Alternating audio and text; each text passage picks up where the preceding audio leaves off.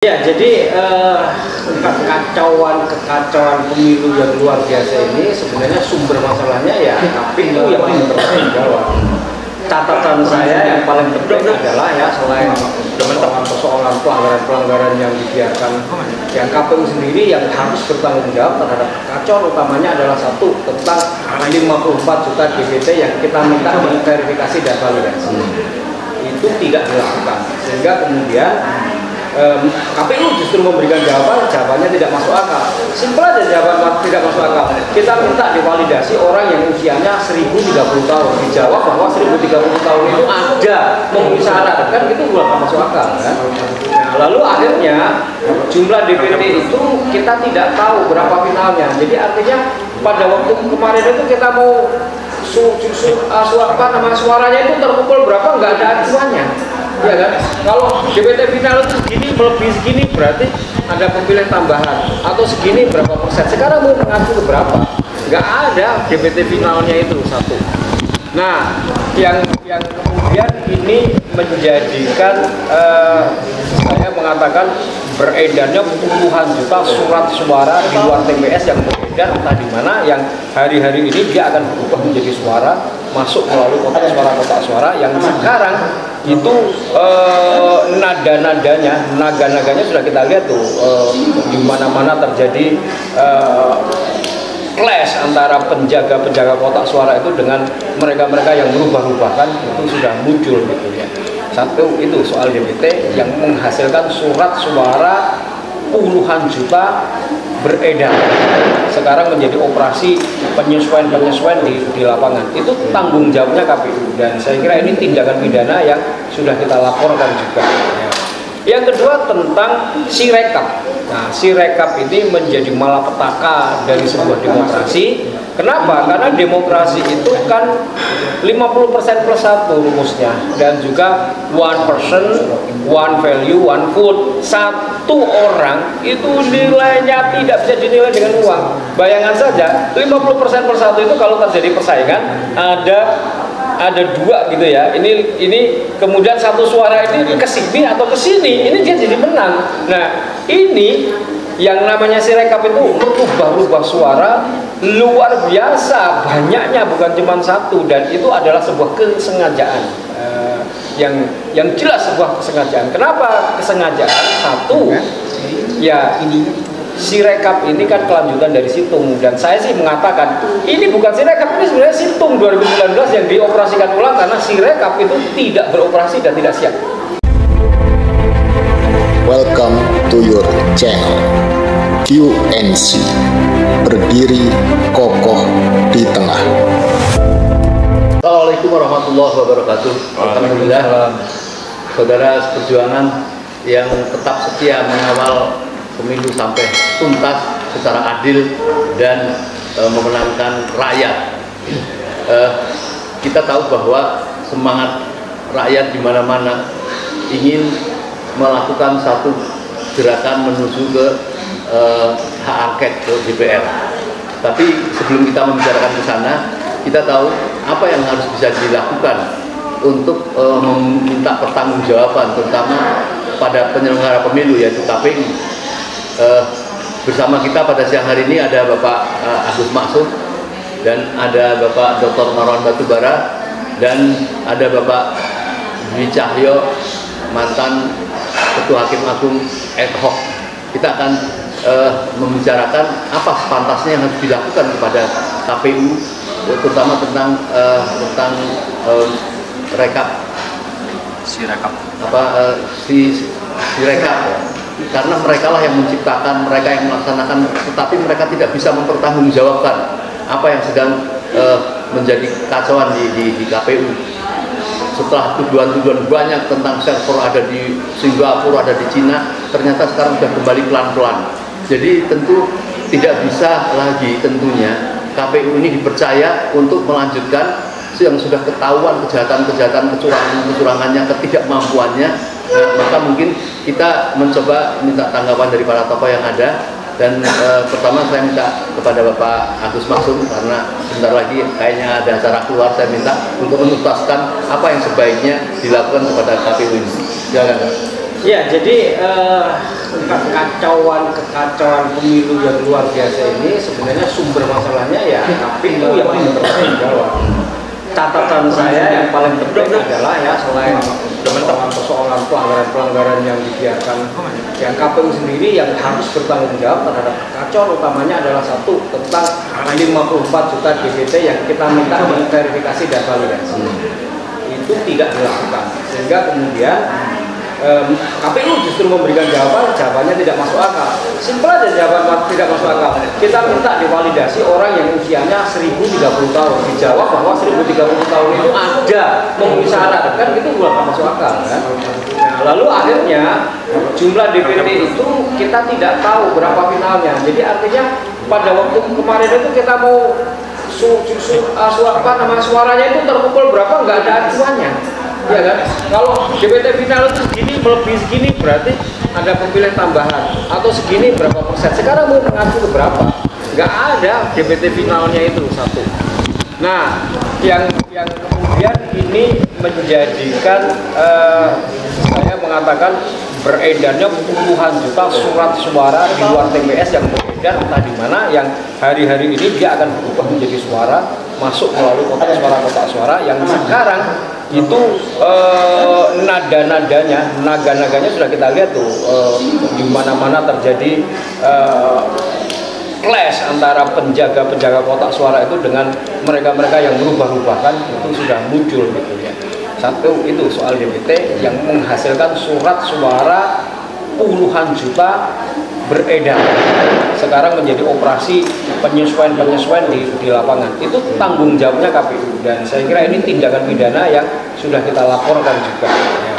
Yang kedua tentang Sirekap. Nah, Sirekap ini menjadi malapetaka dari sebuah demokrasi. Kenapa? Karena demokrasi itu kan 50% plus 1 rumusnya dan juga one person, one value, one vote. Satu orang itu nilainya tidak bisa dinilai dengan uang. Bayangan saja 50% plus 1 itu kalau terjadi persaingan ada dua gitu ya. Ini kemudian satu suara ini ke sini atau ke sini, ini dia jadi menang. Nah, ini yang namanya Sirekap itu merubah suara luar biasa banyaknya, bukan cuma satu, dan itu adalah sebuah kesengajaan yang jelas sebuah kesengajaan. Kenapa kesengajaan?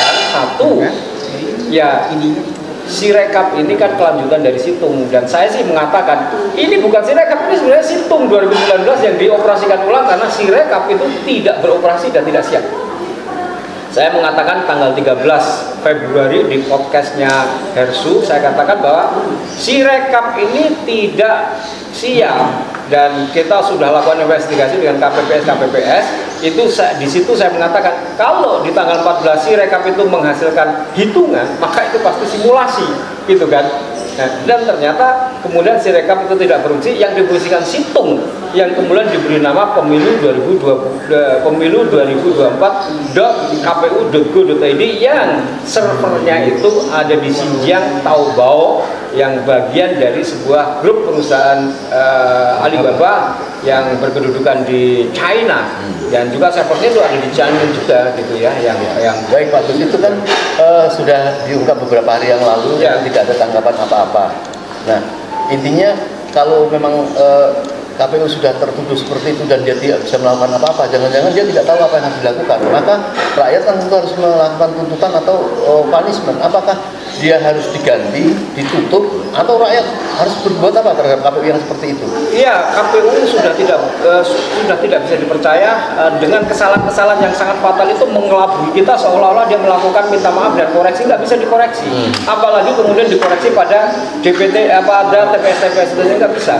Ini penanganannya bahkan apa yang terjadi itu nggak boleh diubah. Jadi kalau mau mengkoreksi maka dia harus membuat namanya Sirekap perbaikan atau pemilu 2024 P1 gitu ya, dan itu kemudian dilakukan perhitungan ulang sehingga kemudian ini dan harusnya tidak boleh lagi dilakukan oleh KPU, harus ada badan khusus yang mengambil alih itu independen. Kenapa KPU ini sudah tidak bisa kita percaya, dia membuat sistem dengan celah seperti itu yang kemudian dimasuki celahnya itu bahkan ada sekian banyak orang menjelaskan, pakar-pakar IT menjelaskan itu kerjaan software yang ditanam di situ, ya kan? Saya kira KPU memang sudah tidak bisa lagi kita percaya, harusnya ya ada badan khusus yang mengambil alih ini. Ya, lalu kalau tidak ya rakyat aja mengambil alih ke situ, ke KPU di situ ya, supaya kemudian ini proses mestinya harusnya sudah nggak bisa dilanjutkan, nggak bisa dilanjutkan, udah terlalu banyak bukti. Ya yang paling telak saya kira ya Sirekap ini udah diungkap sekian banyak orang, lalu kemudian diperbaiki itu kan cuman kamuflase aja. Itu diperbaiki itu di situ berpindah ke sana, nanti itu kemudian sistemnya akan melakukan pengolahan, akhirnya kemudian dibagi rata, semua TPS itu nanti ya normal semua kelihatannya gitu. Ini sudah nggak bisa, proses ini sedang berjalan, harus ada yang bisa menghentikan. Jadi kejahatan KPU, kalau kita katakan kejahatan karena sudah banyak bukti-bukti itu sebenarnya dia berdiri sendiri atau sudah ada yang ngatur maka ada sebutan TSM itu berarti kan ini ada berbagai pihak yang sudah melakukan perencanaan kejahatan ini. Iya, saya kira KPU itu malah justru pion aja menurut saya kan. Dalam algoritma yang saya buat itu kan quick count kan bukan KPU, ya kan itu pihak luar. Lalu Sirekap sama dengan quick count, ya kan gitu. Lalu kemudian ketika kita mintai pertanggungjawaban, ya ngomongnya itu nggak sesuai dengan fakta, kan gitu. Apa faktanya? Faktanya misalnya kesalahan Sirekap entry data itu dia salahkan pada OCR, OMR, kamera, kan gitu. Padahal itu kesalahannya terletak pada KPU. Simple untuk mengatakannya. Kamera itu sudah akurat. Kalaupun kamera itu menghasilkan angka melebihi 306, kalau Sirekapnya itu didesain benar bisnis prosesnya, maka ada entry data melampaui 306 itu harusnya nggak bisa masuk. Tapi kan ini sengaja, faktor kesengajaan mendesain entry data di TPS melebihi 306 sehingga bisa sampai yang saya temukan itu, yang saya temukan sendiri maksud saya ya, itu ada satu TPS untuk 02 itu bisa 136.118. Bayangin aja itu satu TPS. Jadi itu kan berarti memberikan sumbangan pada persentase 02 itu terjadi di tanggal 14-15. Ya berarti ketika kemudian Sirekap yang kita kira tidak berjalan itu ternyata berpindah. Sirekapnya tetap berjalan, tapi dia berpindah pada namanya situng yang dikasih nama pemilu 2024.kpu.go.id. Sirekapnya tidak berfungsi, yang berfungsi itu situng 2019. Kesalahannya sama persis. Ya bahkan ini lebih parah. Jadi saya kira ini harusnya dihentikan ya. Diambil alih sebuah badan khusus yang independen untuk mengoperate ini semua. Kalau memang pemilu itu mau dilanjutkan, kalau menurut saya harusnya dihentikan, stop pemilu ulang. Mestinya rakyat sekarang ini berancang-ancang untuk melakukan apa yang sebaiknya diberikan kepada KPK. Saya setuju dengan buku Nur Mariam. Udah nggak usah kemana-mana, ini di KPU aja. Selesaikan di KPU. Baik, sebelum jangan mungkin sekali lagi, tetapi saya ke Pak Dwi Cahyo dulu. Ini tadi kan jelas sekali banyak persoalan hukum yang timbul di KPU ini, Pak. Mungkin apa yang ingin disampaikan Pak Cahyo terhadap apa yang sedang terjadi tentang Sirekap tadi, ketidakmampuan KPU ternyata mengendalikan lebih lanjut terhadap Sirekap itu, dan tidak pantas kalau dikembalikan kepada KPU. Jadi secara hukum rakyat itu nampaknya mau ngambil alih kalau tadi disampaikan mencuat apa pendapat Husnul Burduki, yaitu itu akan bisa dilakukan oleh rakyat. Mungkin silakan Pak. KPU ini kan adalah sebuah lembaga, yang menangani proses pilpres dan pileg. Tentu orang-orang yang ada di dalam situ, orang-orang yang memiliki jabatan di KPU, ditambah juga dengan yang ada di Bawaslu, itu harusnya orang-orang yang punya integritas yang tinggi, profesionalisme yang memadai, kemudian tanggung jawab terhadap masyarakat, memiliki tanggung jawab terhadap bangsa dan negara, bukan tanggung jawab terhadap penguasa, tapi terhadap bangsa dan negara. Ketika ini tidak bisa dijalankan oleh lembaga yang namanya KPU ini, termasuk yang dibuat adalah kesalahan-kesalahan di Sirekap itu, maka di sini sudah terjadi suatu ketidakprofesionalisme pejabat-pejabat yang ada di KPU. Nah, kalau sudah menyangkut masalah seperti ini, harusnya kan ada satu lembaga yang namanya DKPP, Dewan Kehormatan Penyelenggara Pemilu. Dia nggak tahu, harusnya dia sudah tahu. Begitu juga Bawaslu. Nah, yang terjadi sekarang ini adalah seharusnya Bawaslu itu adalah mencari kesalahan-kesalahan, nggak usah nunggu laporan. Tapi yang terjadi sekarang ini, Bawaslu itu nunggu laporan, kan lucu. Bawaslu tugasnya iya, dia menerima laporan juga. Tapi di samping menerima laporan, dia juga harus ke lapangan. Dia juga harus mencari kesalahan-kesalahan apa yang dilakukan oleh KPU, termasuk Sirekap ini. Jika Bawaslu bisa menemukan itu, Bawaslu harus bertindak. Nggak usah nunggu laporan. Sekarang yang terjadi kan Bawaslu menunggu laporan. Seharusnya Bawaslu sudah bisa dia masuk ke sana untuk menemukan terjadi kecurangan-kecurangan atau kesalahan-kesalahan melakukan ya seperti yang tadi Mas Agus sampaikan, dari Sirekap kemudian bisa dialihkan ke Situng, seperti itu. Nah, itu mesti kita cari tuh suatu saat, ya, kalau nanti Mas Agus ada waktu, cari itu buktinya, peralihan dari Sirekap ke Situng itu. Beberapa waktu yang lalu DKPP kan pernah melakukan koreksi dan dia boleh dikatakan menyalahkan secara etika KPU dalam menerima. Nah, kalau saat sekarang ini kira-kira ketidakpercayaan rakyat ini sekarang kepada KPU seperti ini, mestinya DKPP bertindak atau mempunyai fungsi untuk menegur atau mengingatkan KPU gitu?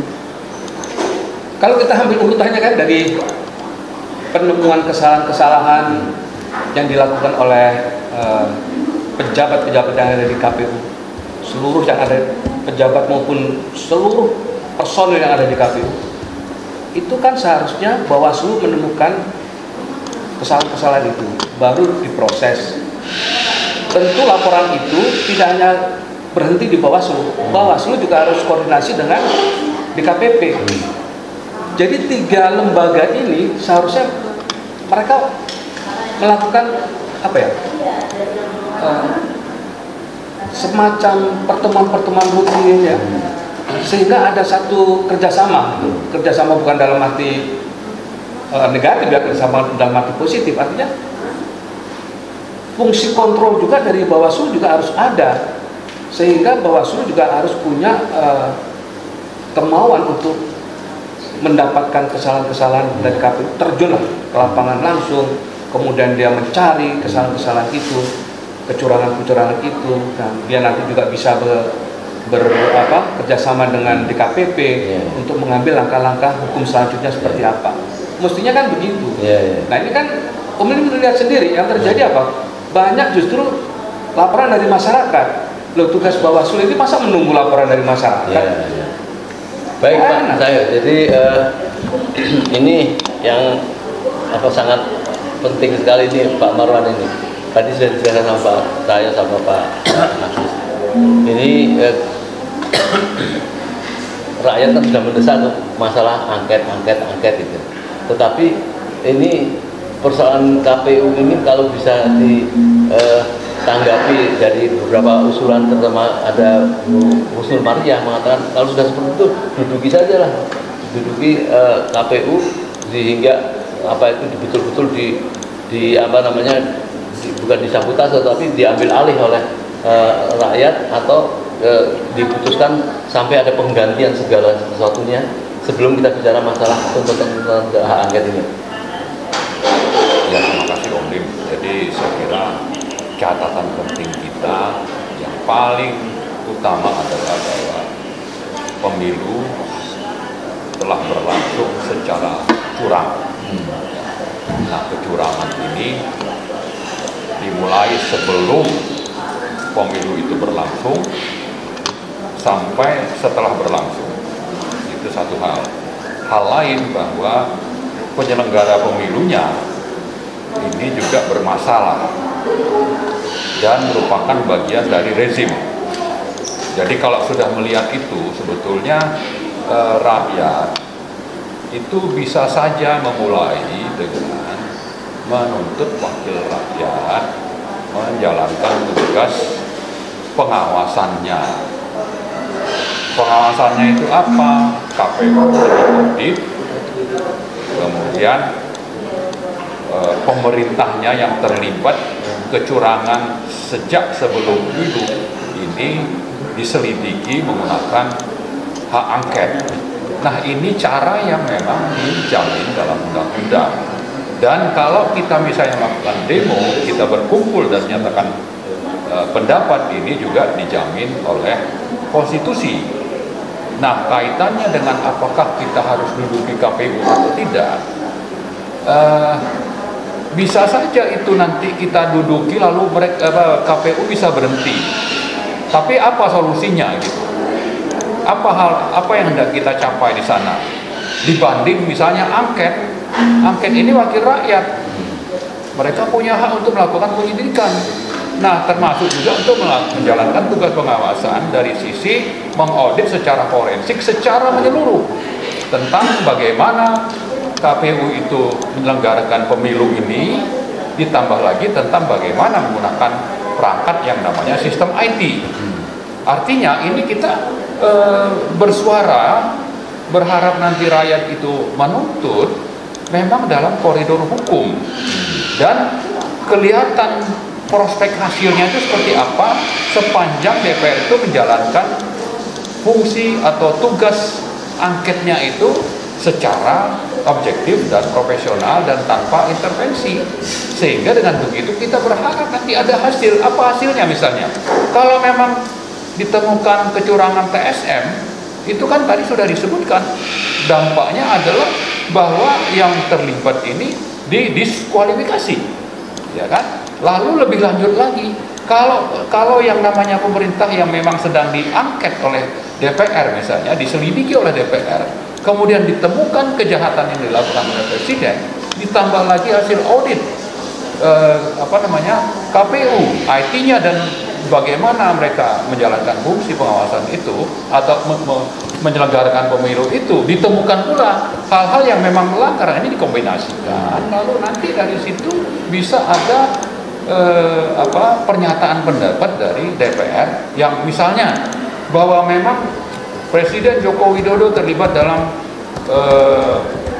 menjalankan pemilu yang curang secara TSM, ini bisa dimakzulkan.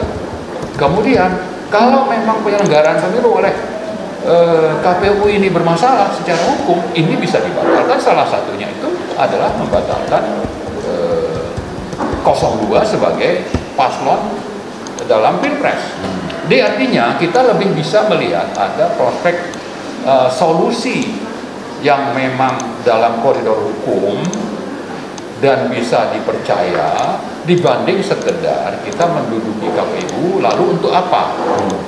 Karena kalau menduduki KPU lalu mereka berhenti bekerja, itu bisa nanti jadi alasan misalnya situasi memaksa lalu Presiden terbitkan dekret lah, atau memperpanjang jabatannya Jokowi lah, ya kan? Ini kita harus ukur juga ini apa. Tapi saya setuju bahwa itu sebagai pressure oke. Tapi pressure yang lebih mendesak bagi rakyat sekarang, saya menganggap itu lebih kepada gimana kita mendesak DPR untuk segera menjalankan fungsi atau wewenangnya menjalankan angket, terutama yang terkait dengan pemilu curang, dan itu pasti yang kaitannya dengan apa yang dilakukan oleh pemerintah dalam menyelenggarakan pemilu ini. Ya, jadi memang angket itu bukan kepada lembaga KPU, tapi memang ini bagaimana kebijakan dan juga peraturan-peraturan atau sepak terjang pemerintah dalam kaitannya dengan pemilu ini. Itu lebih relevan dan itu yang dijamin oleh konstitusi menurut pasal 20A Undang-Undang Dasar.